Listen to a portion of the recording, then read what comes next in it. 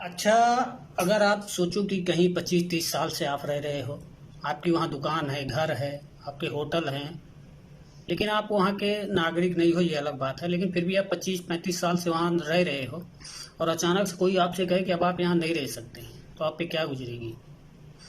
ये आदमी इतना बड़ा दोगला निकला भाई साहब कि पूछो मत।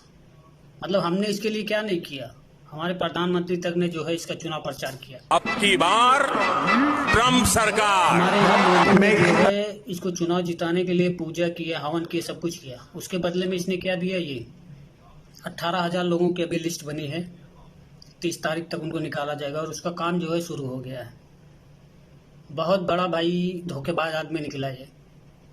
अच्छा, अब अगला टेंशन हो सकता है कि हमें कनाडा से मिले, क्योंकि अभी कनाडा में जो आदमी बैठा है वो ट्रम्प से ज़्यादा खतरनाक है और उसके साथ हमारी वैसे भी नहीं बनती, तो कनाडा का नंबर भी आने वाला है। अच्छा, कुछ साल पहले हमारे यहाँ भी यही हुआ था। कह रहे थे कि जिनके पास जो है 70 साल पुराना जो है पेपर होगा वही रह सकते हैं। अब बताओ, जिनके दादा परदादा वहीं पैदा हुए, वहीं मर गए, उनसे जो है 70 साल का जो है प्रूफ मांगा जा रहा है। अच्छा, अभी 2-3 दिन पहले एक बाबा जी कह रहे थे कि जब इंडिया पाकिस्तान का बंटवारा हो गया तो मुसलमानों को जो है पाकिस्तान चले जाना चाहिए, तो वो यहाँ क्यों है? तो यार, आप बाबा हो भैया, सन्यासी हो, आपका काम है लोगों को ज्ञान देना, धर्म का ज्ञान देना। अब राजनीति करने के लिए, नफरत फैलाने के लिए हमारे देश में नेताओं की कमी है क्या, जो आप वही काम कर रहे हो? और रही बात जो है बंटवारे के टाइम पे, तो उस टाइम पे ये हुआ था कि जिसको जहाँ रहना है वो वहाँ रह सकता है। ये नहीं कहा गया था कि मुसलमान पाकिस्तान जाएगा, हिंदू यहाँ रहेंगे, ऐसा कुछ नहीं था वहाँ। तब ये कहा गया था जिसकी जहाँ मर्जी हो वो वहाँ रह सकता है। तो उस हिसाब से जिसको जहाँ से मोहब्बत थी वो वहाँ रुक गया।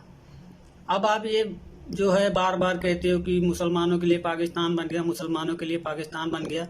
तो बंटवारा जो है वो हिंदू मुसलमान के नाम पे नहीं हुआ था, बंटवारा हुआ था जो है राजनीति के नाम पे। एक देश था, 2 प्रधानमंत्री के दावेदार थे। अब एक देश में 2 प्रधानमंत्री तो हो नहीं सकते थे, तो उस हिसाब से बंटवारा हुआ।